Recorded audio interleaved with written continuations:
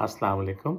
ये वाक़या उस वक़्त का है जब मैं नया-नया लंदन से ट्रेनिंग करके साइकियाट्री में वापस आया था पाकिस्तान और मैंने एक प्राइवेट अस्पताल यूनिवर्सिटी हॉस्पिटल में जो है कंसल्टेंट साइकियाट्रिस्ट और असिस्टेंट प्रोफ़ेसर के हैसियत से काम करना शुरू किया था। तो एक दफ़ा मेरे पास एक मरीज़ आई, उसने मुझसे किसी दवा के साइड इफ़ेक्ट के बारे में सवाल पूछा। तो वो मैंने उससे कहा कि ये इतना कॉमन साइड इफ़ेक्ट नहीं है, इसलिए मुझे तफ़सील तो याद नहीं है। तो नेक्स्ट टाइम जब आप आइएगा तो मैं उस वक़्त तक चेक करके रखूँगा और किताब भी ले आऊँगा तो मैं आपको बता दूँगा। तो जब वो चली गईं तो मेरे साथ एक पोस्ट ग्रेजुएट ट्रेनी बैठा जो वहीं उसी अस्पताल में कई साल से काम कर रहा था। तो उसने मुझसे कहा कि सर ये आपने क्या किया? तो मैं बहुत हैरान हुआ कि मैंने क्या कहा? मैंने कहा अच्छा क्या मैंने कुछ सही नहीं कहा, कोई नामुनासिब बात कर दी? तो कह रहा है कि सर ऐसा थोड़ी करना होता है यहाँ। तो मैंने कहा क्या मतलब मैंने कहा क्या? हाँ, तो उसने कहा कि आपने उसके सामने कह दिया मुझे नहीं पता। तो मैंने कहा मुझे तो वाक़ई नहीं पता था। जो सवाल उसने पूछा उसका जवाब। तो कह रहे नहीं सर यहाँ ऐसे नहीं होता। फिर मुझे बात समझ आना शुरू हुई तो मैंने थोड़ा तफ़रीह लेने के लिए भी और थोड़ा-सा नरमी से सिखाने के लिए मैंने कहा अच्छा फिर क्या कहना होता है?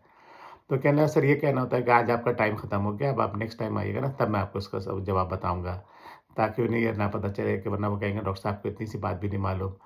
तो मैं हँसने लगा, मैंने कहा अच्छा ये बताओ कि तुम अगर किसी डॉक्टर के पास जाओ और तुम्हें किस 2 डॉक्टर हों, एक ऐसा हो जो तुम्हें साफ बता दे कि मुझे इस सवाल का जवाब नहीं पता या ये बात नहीं मालूम, मैं अगली दफ़ा बताऊँगा या तुम्हें लगे कि वो छुपा रहा है, उसको नहीं मालूम लेकिन तो छुपा रहा है, तुम्हें टाल रहा है, तुम्हें किस डॉक्टर पे ज़्यादा भरोसा होगा?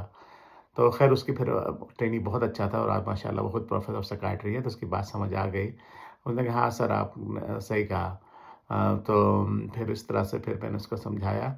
फिर उसके काफ़ी अरसे बाद जब वो खुद माशाल्लाह कंसल्टेंट बन चुका था, कई साल बाद मैंने एक दफ़ा उसको याद दिलाया कि याद है एक दफ़ा ये बात हुई थी तो बहुत हँसा वो।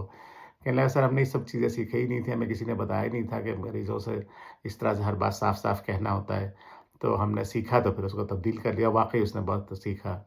तो ये जो हेडिंग है इस टॉक की जो टाइटल है ये इमाम मालिक रहमतुल्लाह अलैह से ये कौल मंसूब किया जाता है कि अपने दोस्तों को ला अदरी यानी मैं नहीं जानता कहना भी सिखाओ। तो हम अपने तमाम ट्रेनीज़ को ये सिखाते हैं और कि अगर तुम्हें कोई बात नहीं पता तो ये झूठ मत बोलो या छुपाओ नहीं, साफ-साफ कह दो कि मुझे नहीं मालूम, मैं आपको पता करके मालूम करके बता दूँगा या किताब में पढ़ के बता दूँगा या जिस आदमी को पता होगा उसे बता दूँगा। मैं इसलिए भी इस पे ज़्यादा बहुत वो करता हूँ कि एक दफ़ा मेरे साथ एक खुद वाक़या पेश आया था जब मैंने ये नहीं किया था और फिर मरीज़ को नुकसान हुआ तो बस बाद दफ़ा उसकी शर्मिंदगी सालों रहती है।